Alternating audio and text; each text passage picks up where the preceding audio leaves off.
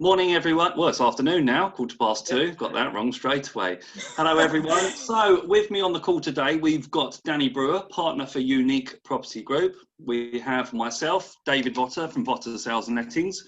We have Paula Hebbard, she's solicitor and director at Woodstock Property Law, and her partner in crime, who she knows very well, Martin Taylor from Ashley Taylors. Is that right? That's right. And that's an advocacy business as well. So what we're talking about today, guys, so Robert Jenrick's recent announcement on extending the ban on evictions and extending notice periods. Now, this is going to be in place until the 31st of March 2021, unfortunately.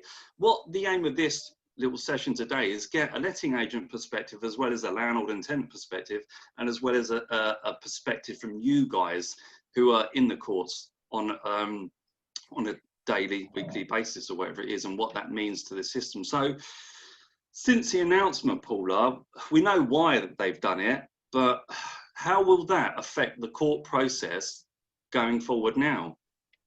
Well, I don't know if you heard today, there's been more law introduced, which is basically going to delay evictions. So at the moment, you have to give 6 months notice under a Section 21 or a Section 8, except where there are certain circumstances. It's quite narrow.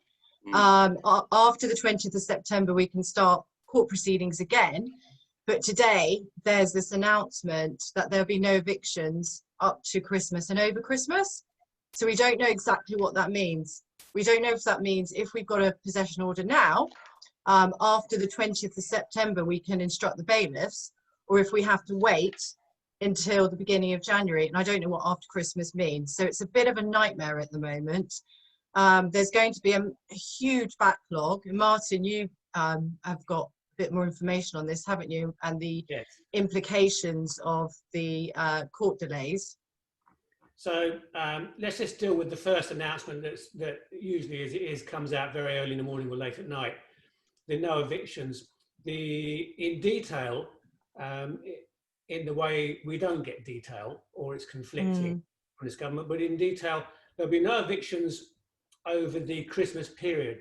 Now, the first thing to say is that's not new. There never have been. There's always been a Christmas moratorium, and this isn't any different. Didn't know that. The difference is going to be, if any, is what is the definition of the Christmas period? Because before, it's historically been somewhere on about the 22nd through to about the 6th of January. And if they come up much the same period again, then I really would not get excited about this, guys, because that's what it is. It's always been. It's not new. So it's not another nail in the coffin as it was. It always was there. But the other one that they brought out, which is also interesting, is that there can be no evictions in an area that has a local restriction on the number of people that can meet in a house. What an unusual wording, a local restriction, because there is the national restriction in. Now, in fact, as I drove back here today, it was telling me about Birmingham and how they're going to go into lockdown. So what is a local restriction? Is it the same as and equal to a national restriction, which we now have, or does a national restriction not count unless the local authority changes the national restriction and make it a local restriction? So I know it's a bit pedantic, but that's how courts work.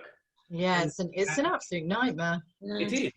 So entirely possible, if you were to interpret it on its widest interpretation, that could be done. If there's a national lockdown or any form of lockdown in the area where you want to have your bailiffs, then the bailiffs can't go in. Yeah, it's crazy. There's also this noise about no evictions running up to Christmas. What does running up to Christmas mean? So that's also been thrown out there at the moment too. So does that mean no evictions after the 20th of September, but you can start court proceedings? Unlikely, but possible. And anything's possible at the moment. It's an absolute nightmare. So until we get this moving, I don't know what you think, Martin, we just have to take each day as it comes and see what happens. Well, certainly we do take each day as it comes. And as a lawyer, I've been doing this 45 years. I've never seen anything like this in my life. There you go. However, I don't get fazed by it. You deal with what it is as it is. Yes. Yeah. I do think that after the 21st September hearings will start, I cannot think how they can adjourn that 3 times. I don't think it's politically acceptable because they can delay things for the tenants in different ways. They have just announced the new tenants support package. How that's going to work, I don't know, but I'm not concerned as long as it works. And that's quite a few billion as well. So there are things out there that hopefully that money should filter through to the landlords. But I do feel that at the moment, landlords are, I do feel for you, but I do understand why the government does it as well. I don't agree with it, but I understand where they come from. And that is that landlords tend to be now being seen as and used by the government as the housing authority for people who might be homeless or could become homeless or who can't pay the rent because there's no cost to the government. And I would understand that very much. It is. I bet. I don't say that's the case, but it does feel like it because how much money they're spending out. I mean, it's got to come from somewhere, but it isn't the way to do it. I don't have an alternative, and I never like to say you shouldn't do something without saying an alternative, but I'm not at that level to do that. But it does feel like that. So the people who suffer quite clearly are the landlords. And I'll just say this, I'll let carry on. I do feel that the landlords' voices are not represented as well as they could be. There's a lot of noise about, yes, we agree, we actually agree with everything being done, and so long as we can get people out who are antisocial or there's bad behaviour, of course that should be done. It always could be done, but it is such a minority of cases. Really, you want to be saying, it's okay, yeah, we're very happy about the 10%, let's not worry about the 90%. That's the wrong way round. Well, exactly, Martin. And I want to touch on that antisocial behaviour bit as well. And you guys know as well as I do, going to court on an antisocial behaviour ground is very hard to prove without witnesses and statements and things to back up. And anything with police, you have to have evidence for it to. Of course you do. Yeah. To be substantiated. Sorry. So, Danny, from a letting agent perspective, with the 6 months, won't this undoubtedly get tenants more and more in debt with the situation? I mean, it's a spiral of decline, isn't it? Obviously, the nature of our lettings is that we generally have a profile of tenant that doesn't have that much of a struggle. Saying that, the evolution of how jobs and furlough ending soon, I mean, that's a whole other can of worms that we need to do a follow-up on, because that is just going to decimate tenants' ability to pay rent. But at the moment, you're sort of propping up a false economy with obviously with furlough that's been able to enable tenants to reduce rents actively and almost keep them, keep landlords funded by the central bank. But once that happens, yes, I think I only see it being a spiral of decline. Landlords and the landlords we have and the landlords you have, I know, David, as well, in your company, they generally, again, it's that 90-10 split. 90% of them want to work with their tenant. They don't want to have an empty property. They want to have people paying rent, even at a reduced rate, if they can make it work, even making a loss on their mortgage, because they've got their job to prop it up. It's that they're not in it to mess around with people's lives. But if you don't give the opportunity for tenants to get out of a property they can't afford to pay for, then you're only going to get everyone more into debt, aren't you? Well, there is that perception that you just said, that the landlords don't want to work with tenants, and the government are saying, well, we encourage landlords to work with them. Well, that's what they're doing, and I don't understand it, because landlords are going to work with your tenant. The amount of landlords that I said before, all this, when it was going into lockdown, they're saying, look, I'm happy to do a reduced rent, I'm happy to do a payment plan, as long as we've got something in place, and they're happy to do that. And there's just some situations where you've got a landlord that is also suffering because of COVID, so they haven't got any income, they're not working, they've got a mortgage to pay of their own, but now they've also got their tenant's mortgage to pay as well, because it's not paying the rent. And it's like, it's great, they've done a 3-month mortgage holiday, which helped for 3 months, but then now this 6-month situations come in, because you've got tenants that are going into this next 6-month period with loads of arrears already, and it's just going to keep racking up, isn't it? Yeah, no, we're seeing landlords being hit pretty hard at the moment. They're okay to start with for the first few months, but now there's 6 months arrears plus, and they just can't see the lights because government keep changing the goalpost. Yeah, it's an absolute nightmare for them. So we just wish government would listen to these landlords that are genuinely suffering. And then what will happen? The property will get repossessed. And where's the tenants going to go? That's And where the tenants exactly. going to come in? It's another property that's coming off the market. And I spoke to someone, I don't know what it's like from the sales side in your area, Danny, but a guy who works for quite a prestigious firm. He's a landlord client of mine, and we get on really well. And he is a lister, so he lists his house for sale up in his area in London. And he said to me, over the last 2 months, 50% of the listings that he's been putting on the market are landlords selling up and getting out. That's 50%. That's a lot. And these are landlords. We should be encouraging landlords to stay in the market and working with them, because without them, you're not going to have anywhere to put the tenants. And at the moment, landlords are saying they will willingly sell if someone is on your books who wants to buy. That's the message I'm getting. Yeah. Interesting. That's quite scary, isn't it? Yeah. Do you think some of these landlords that we're dealing with, the tenants were in rent arrears before Christmas? Hearings were then listed, say February, March time, and then pandemic, and then it's all being held up for months. Can you imagine what the arrears are now? Yeah. I just don't see how a landlord with one property, pension pot, can afford to maintain that position for what will be a year, over a year. Well, you imagine, guys, someone that's in care, right? So you imagine, like, run this quick scenario. So there's this someone that's in a care home. Now, we all know care home fees average out around £4,000 a month, give or take a few thousand.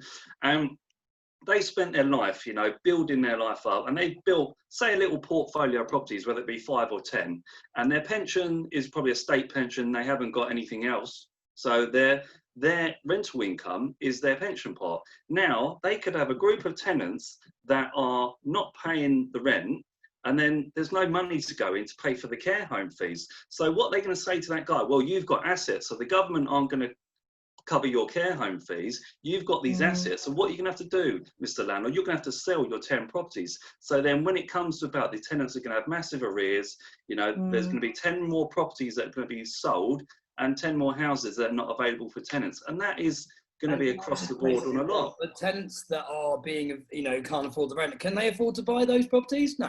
So it's this void that hasn't been thought of, and I can only see it getting bigger. And in particularly in urban areas, in my area, I see it a lot. I'm hearing lots and lots and lots and lots of these stories. Yeah. Well, there's a huge, I was reading that there's an estimate of 230,000 renters at risk of COVID eviction. I mean, that was in July. Imagine what it's going to be come the end of the year.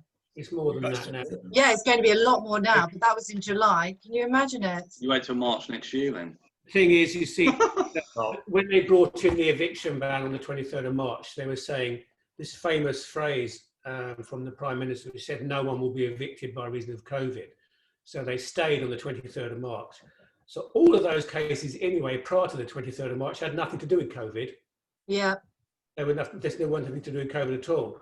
And so we then stayed, but people need to understand staying just means if it's in court, it's just being put on a shelf and going no further right now. So the number of cases being issued, because he didn't say you can't issue proceedings, the number of cases being issued went up in April and May and didn't stabilise at a higher level until June. And then it started to come down with the changes in the notices and that. So the backlog in the courts is beyond phenomenal, because it's just sitting there waiting to be done. Now you've got to set aside that in terms of the picture, the fact that the courts have to social distance. We are still doing a lot of court hearings, but via video link. Virtual, But landlord and tenant and any property claims are excluded from that mechanism. And they are excluded quite specifically because anything to do with property, the tenant or the owner, depending which it is entitled to turn up and have advice from the duty solicitor or the citizen's advice, which can't exist in a virtual world. Environment. Yeah, it's excluded. So it has to be face to face.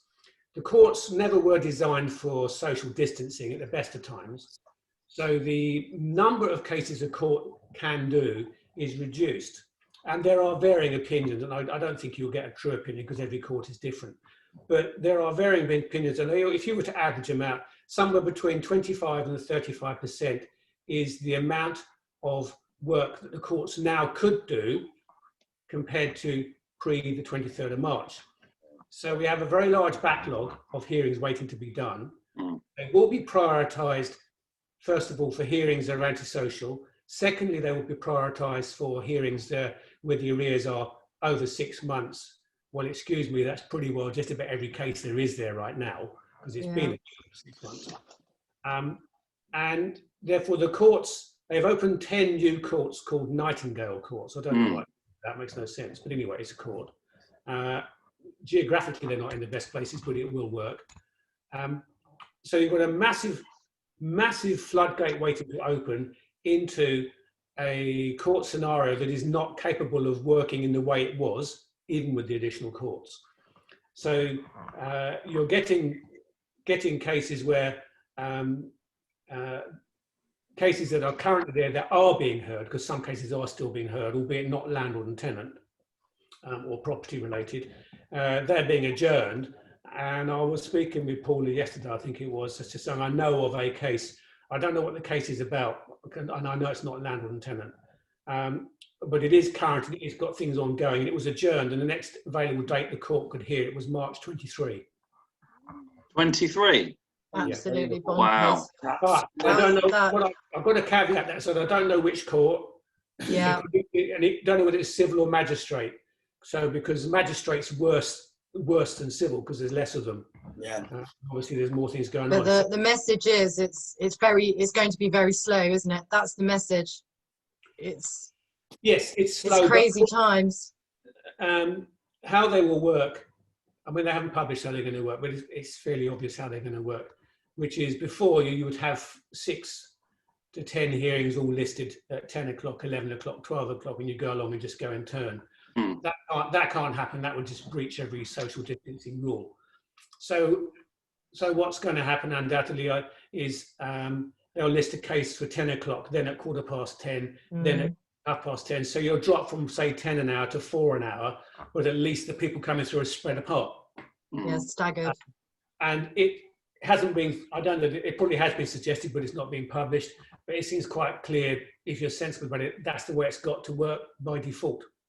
Yeah. So you need more courts, which is a shame when you can just consider over the last 3 years how many courts have been closed. Yeah, that's the other issue. Like 124 or something across the whole country. No courts. I'm certain of property that's a converted magistrates court at the moment. Really? Yeah. Well, yeah, it's one of them. So stories, but the rules now, notice periods. How long is notice period? It's just easy to say. Currently, it's 6 months, and when they're in arrears, statistically, if you work out the maths, you might just as well wait until you're 6 months in arrears and serve your notice. Don't serve it early, because in fact it takes longer. Yeah. To actually. From a perspective, guys. I mean, obviously we do what we do as lettings. You do what you do. For a lot of landlords, they're feeling the pinch, and a lot of tenants are saying, "Oh, I'm not getting this service from the agent and this and that." So they've got their own qualms, and they've got some landlords that are not doing repairs and this and that. So there's this forever conflict between landlord and tenant. And Danny and I have a vision of an ideal world where every landlord's wonderful and every tenant's wonderful, and all the rent's paid, and when maintenance comes up, we get it done, and that is our dream world, which we're worlds away from that.